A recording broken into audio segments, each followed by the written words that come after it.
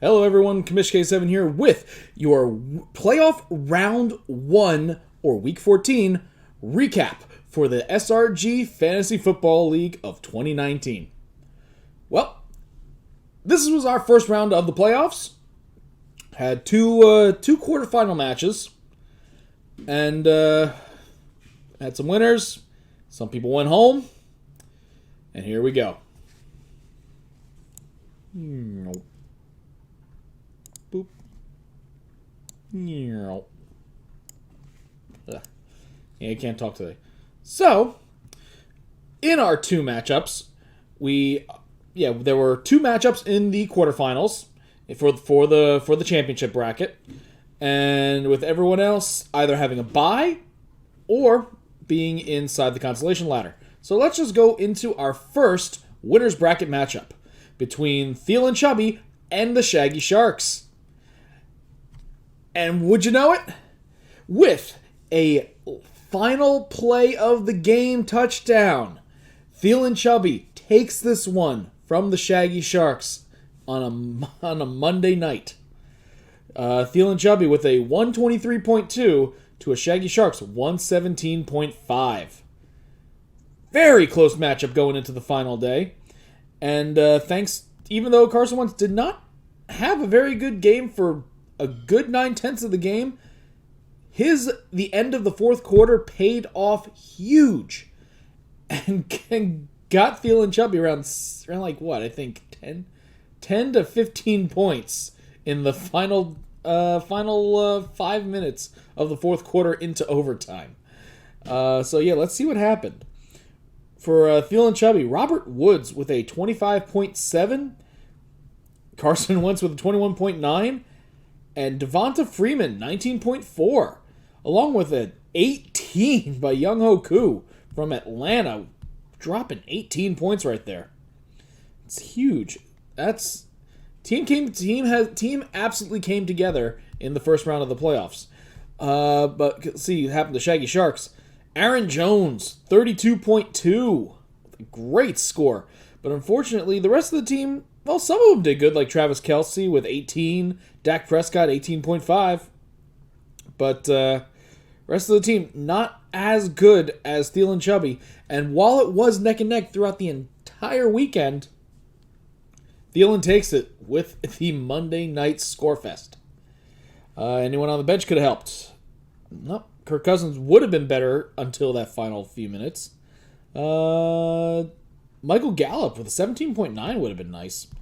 And everyone else, either zeros or not enough. For the Shaggy Sharks, did he leave any big scores on the bench? Yes, he did. Jimmy Garoppolo with a 34.1 left on the bench. With San Francisco's offense just going absolutely insane these past few weeks. And he decided to put in Dak Prescott. Unfortunately, that choice was the difference maker. And also he left Robbie Anderson, the Jet, on the bench. For Marvin Jones Jr. and Anthony Miller would have been a better choice than either of those two. Anyone else? Nope. Aside from those two, no. But those two left on the bench would have been more than enough to overcome the Thiel and Chubby score, regardless of who he put in. And you can even see it on the bench. He left 100.8 points on the bench compared to 49.8. But thankfully, that still wasn't more than his weekly total, so is what it is. Well, either way, Thiel and Chubby moves on to the semifinals with the 123.2 to 117.5 victory. And our second matchup in the winner's bracket, we have Greensburg Honor versus the Moneymaker Dollar Boys. Greensburg on an absolute tear. Wasn't enough? Looking at the score, not so much. Moneymaker Dollar Boys with a 135.3 for our highest point total of the week to Greensburg's 120.5. He would have beat Sharks. He would have beaten my team. He would have beaten Snow. He would have beaten pretty much anyone else in the winner's bracket with the exception of Moneymaker or Thielen. And yep. So unfortunately, that Cinderella story has come to an end. So let's see what happened. Delvin Hodges the spot QB start for the Steelers, dropping 12.5. Let's see. His big scorer of the night was Joe Mixon, 28.6. Derrick Henry with a 24.9. And the Steelers defense putting up a 20-pointer against Arizona. They were wrecking them left and right. That was a great performance, but not enough. Let's see what went right for the Dollar Boys with Jacoby Brissett, 25.6 in a shootout between Indianapolis and Tampa Bay. Michael Thomas with the high score of 31.4, and Noah Fant, 22.3. The under the radar tight end for Denver, posting a score. Anyone on the bench could have helped? Well, Emmanuel Sanders would have definitely helped over either Devontae Adams or Tyler Boyd. Personally, I would not have started Sanders over Adams, but I would have definitely started him over Boyd, regardless of who he faces, especially in a high-scoring offense like that. And I would have been the difference maker, because had Moneymaker put in Darius Slayton, who's going on a tear thanks to the injury to Tate, posting a 34.4. Matt Ryan 25.3, not enough to be the better one. And no one else would have been a really better score. Oh, nope. Chase McLaughlin would have been a better choice than Kaimi Fairbairn, but not by much. But had they played their best lineups, Moneymaker probably still would have won because Slayton would have been a big improvement over Sutton. And while Sanders would have been a nice improvement over Adams, the difference would not have been enough to overcome the 15-point differential. So, either way, Moneymaker taking this one, 135.3 to 120.5, and moving into the semifinals. All right, so let's take a look at our consolation bracket. Grumpy Groupies, 119.7 to Planet Hulk World Breakers, 61 in the top rung of the consolation ladder. So, Grumpy Groupies stay in that top rung, which is very good for them, because I believe the winner, the one who makes it to in the top rung in the final bracket, in the final round, which is round 3, gets a special card from Shaggy Shark, from Chris P. So let's see what happened to the groupies. We had a 23 from Ezekiel Elliott coming into form. Melvin Gordon, 19.4. And George Kittle finally posting the numbers that he needs to. Unfortunately, it was a week too late, but there's still a prize at stake for them. So hopefully he's able to keep it up. And for the World Breakers, a 61 is not so good, especially when you get a 0 from Josh Jacobs, get a 9 from Sammy Watt, a -1 from the Bears defense, and a 4 from... Well, that's a kicker. That doesn't matter. And, everyone on Hulk's team didn't really have that good of a game this week, which is a shame, because his team was a powerhouse in the first half, and then just fell off the face of the earth after Mahomes' injury. Came back nicely at the end of the season, but this was a game where Kansas City did not perform well, even though they did beat the New England Patriots. So, anyone on the bench? Ryan Tannehill would have been a better choice than Josh Allen with a 34.5. The new Tennessee quarterback doing really well. And no one else would have been really that useful. For Planet Hulk, Jared Goff would have been a better choice than Patrick Mahomes for once. Raheem Mostert, 24.9 would have been a nice little boost. And hell, Baker Mayfield would have been better. But let's see, anyone else? Well, any running backs on the... Yep, that would have been better than 0, the 24.9. Anyone else? Not really. So, Grumpy Groupies kind of took this one single-handedly, 119.7 to 61, and keeps on moving on. Up next, we have Rung 2 with the Big Guys Gunners versus Metropolis Kryptonite. And Kryptonite having a decent second half. Definitely had a decent second half, but unfortunately didn't have that very good of a regular season for most of it. But second half, he was coming on strong, but a little too late. But in this one, we have the Kryptonite taking this one, 125.2 to 116.5. See what happened. Drew Brees with a 51 for the Big Guys Gunners. And Allen Robinson with a 21.8. Unfortunately, the rest of the team, not so good. Granted, 12.6 from Patrick Laird is a nice little bonus. I was actually considering picking him up, but I had other priorities to go after. So let's see what happened with the Kryptonite. Zach Ertz, end of the game, big scores with a 30.1. That actually won it for him, I believe. Well, I don't think that specific play won it for him, but the game that Zach Ertz had definitely was big for him. So yeah, let's. Whoop, wrong one, wrong button. But yeah, yep, Zach Ertz. Not only, actually, wait, no. Zach Ertz at the end of the game decided that he wanted to help Kryptonite win. So he basically got 2 touchdowns. He got the final touchdown of regular time, and he got the touchdown in overtime. So that's a nice I think 12 points for him right there. And that's more than enough to make the difference. And the rest of the team did pretty good. Got 27.1 from Deshaun Watson, 17.8 from Singletary. Great game, even though the Saints decided to say, we're going to suck tonight, and posted a -6. That is in the running for the lowest starting score of any player or defense in the game so far. Let's take a look at the bench. Anyone good? Mike Williams, 15.3. Adrian Peterson, 13.6. Mike Evans, 14.1. Yeah, all of them could have been an improvement over at least one of the players. And anyone else, not so much. And anyone would have been better? Mark Andrews, Kyle Rudolph, not by much though.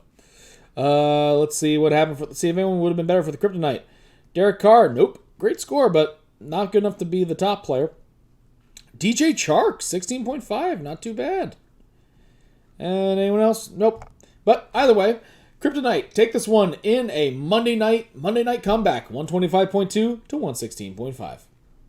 Up next, we have Parts Unknown II versus Team Brooks in the third tier of the consolation ladder, with Team Brooks taking this one 82.3 to a 70.7. Let's see what happened. We had 15.1 by Kyle Allen, 10.9 by Mark Ingram, and 11.3 by O.J. Howard, who came back in the second half. Good for him. And for Team Brooks, we had 24.8 from Lamar Jackson, 20.3 from Amari Cooper, and 20.4 from Jared Cook. And remember what I said about a -6 being in contention of the lowest score for the season? Well, it was topped by the Jaguars, -8. So, I think we may have a winner for the lowest scoring starting part of a lineup. The -8. Oof. But turned out to be a moot point considering Brooks still won by 12 points. Anyone on the bench could have helped? Well, Calvin Ridley would have been a better choice. Austin Seibert, no, he would not have been better than Harrison Butker. Even though 11 from a kicker is pretty good. Chiefs defense would have been a better choice, though, with a 10. And no one else. And let's take a look at Team Brooks. Brooksy, Mecole Hardman would not have been better.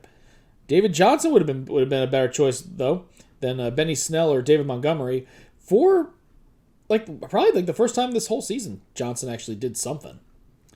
And oof. When it comes to defenses, Team Brooks either had a choice between a -8 or a -7. Might have been better off just benching them both. So, either way, Team Brooks takes this one 82.3 to 70.7.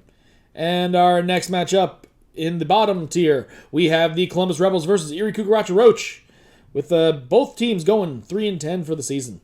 And Roach takes this one 97.4 to 89.8. With despite the best efforts of Mitchell Trubisky with a 36.1 and Todd Gurley 21.3 and Latavius Murray with 11.4 and 11 from the kicker. Unfortunately, the rest of the team decided that they didn't want to play anymore. So they were sad enough, and Golden Tate 2.1, Marquise Brown 2.8, Gesicki 1.6, and the Jets defense with 3.5. Even in a win against the Dolphins. And pretty much anyone who did not score 0 on their bench would have been a better choice. 30.6 from... Actually, no. Never mind. Scratch that. Philip Rivers, even though he put up a 30.6, would not have been a better choice. Stephen Diggs would have been a better choice, though, 15.2. Not sure why he was on the bench. Jarvis Landry, not sure why he was on the bench, 11.6. And not sure why Metcalf was on the bench with a 13.8. Trying something different, I guess. And we have Iri Kukaracha Roach with a 43.7 from Jameis Winston, 24.3 from Julian Edelman, and a 10.5 from Alex Erickson. And another defense with a negative score. Defenses did not have a good week this week. But that -7 did turn out to be pretty moot, considering Roach still won. DeAndre Hopkins, still on the bench for some reason, whatever. 28.2. Falcons defense would have been a much better choice with a 14.5. And, yeah, that's about it. And that is it for our matchups. And let's take a look at our buys. My team, 96.7 for the week. Not very good. Thank God I had that buy this week. And Pretty Boy Snow, 117.7. Would have only beaten the Sharks out of all the teams that have played it. So, both teams that got buys definitely needed them. Because we both would have lost. Isn't that lovely? So, let's take a look at our matchups next week. Since there's really not much else to go into, I'll probably have a little awards thing later on in this later on and whatnot. But let's take a look at our matchups. We have our first semifinal matchup between Thiel and Chubby and Sniper's Edge Darkstarkers. We got Treebing versus Krieger. Let's see what happens. Projected total, 109.1 from Thielen and a 122.3 from Darkstalkers. So Darkstalkers still has that high seed for a reason. With a projected 122.3. That's pretty good. And our other matchup is the Moneymaker Dollar Boys versus Pretty Boy Snow. Snow coming off a week that he's moving. So hopefully he is able to set his lineup in advance. Because he's going to need every ounce of luck that he's had this season to try to take down the Moneymaker. With the Moneymaker projected to do 123.3 with our highest projected total of the week, I believe. And, yeah. 123.3 to 111.3 is the projected total. Inside our consolation ladder for the winners consolation ladder for basically our fifth place. I think they're probably going to be playing each other multiple times. Who knows? We shall see. We have Greensburg Honor versus Shaggy Sharks in a battle of honor. With a projected 105.6 to 96.7 for in favor of Honor. See, Honor had a extremely strong second half to get him in the playoffs. Will it continue? Well, it didn't continue in the first round, but can he make up for it in this one? Just because. We shall see. And let's check out our consolation ladder. We have Metropolis Kryptonite versus the Grumpy Groupies. Both teams won, and they were both in the top 2 rungs. Then we have Kryptonite slated for a 105.7 to the Groupies 107.3. So that is our current winners, our current top rung in our consolation ladder. And in the second one we have Team Brooks, who won his match, versus Planet Hulk World Breakers, who lost their match and lost their previous match. So we have Brooksy slated to get a 101 compared to Planet Hulk's World Breakers 104.6. So I believe the winner of this one faces off against the winner of the consolation ladder, which kind of doesn't really make sense. You know what? I will definitely be taking a look at the ladder and going by wins and losses and strength to see who wins that one. And I will be as completely as fair as possible. So yeah, these two are even with 1 win apiece. Brooks has 1 win and Planet Hulk has 1 loss. If Brooks wins, I believe he faces the winner of this match, while the loser faces either the loser of this match or the winner of the next match. I don't know. Rather than just make a simple ass tournament, ESPN decides to do this. Whatever. But yeah. So, our next consolation matchup is Iri Kukaracha Roach versus Big Guys Gunners. Roach winning his match, Gunners losing his match. But it looks like Roach with a 85.1 projected compared to Big Guys, 112.6. And our bottom rung of the ladder, we have the Columbus Rebels versus Partizan Seki, with the Rebels slated to play a 79.6 point game compared to the Partizan 89.8. And there you have it for all of our matchups for next week. No one has a bye anymore. So let's take a look at who is projected to get the highest point total. Why, it looks like Christian McCaffrey, slated for a 27.9 in a favorable matchup. Unfortunately, he hasn't been used as much now with the coaching change. I'm hoping that changes this week, and he goes back to being the Christian McCaffrey train. So it's McCaffrey, followed by Michael Thomas, followed by, I believe, Deshaun Watson. Actually, no, Jameis Winston, 23.1, and Drew Brees, 23.6. A lot of high scores. A lot of projected high scores this week. So we will see if the Darkstalkers mojo keeps running forward after he dodged that bullet with the bye week against a surging Thielen Chubby. And we will also see if the luck of Pretty Boy Snow holds true again against the always high-scoring Moneymaker Dollar Boys. The winner of these matches will be in our finals. So, good luck to all the teams. And let's take a look at the game lines quickly. We have Darkstalkers with a minus 13.2, Moneymaker minus 12, Greensburg minus 8.9, Grumpy Groupies minus 1.6, Planet Hulk minus 3.6, Big Guys Gunners minus 27.5 for our largest line of the week. And we have Parts Unknown the Seki minus 10.2. Very nice. And let's just take a look at our bracket for the heck of it. For the heckin' of it. I believe, yep. Not sure how these work. Yeah, I'm not really sure how this works, but we shall see. Yeah, whatever. All right, so I'm not sure why there's 3 of these listed here, but whatever.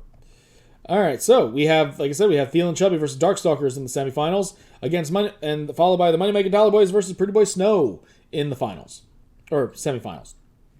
Consolation, aka the 5th place game, we have Greensburg Honor versus Shaggy Sharks, and we have our consolation ladder. So let's take a look and see what happens. Yep, winner goes to game 9. Winner goes to game 9. Loser goes to game 11. So this will hurt if whoever loses this one goes down to tier 3. And basically for our, so yeah, we got our first place, second place, third place, fourth place, 5th, 6th. Winner of this one becomes 7th. Loser of this becomes 8th, 9th, 10th, 11th, 12th, 13th, 14th. We will see what happens next time. So yep. Winner stays on the same rung. Loser goes down. Winner goes up. Loser goes down. Winner goes up. Loser goes down. Winner goes up. Loser goes down. So there you have it. For those who tuned in, thank you very much for watching. Good luck to every team in the playoffs, regardless of where you are, because there's always something to fight for, whether it be a prize or whether it be honor. Who knows? So I'll see you guys all next week. Good luck to everyone. May the rolls ever be in your favor. See you all next time. Peace.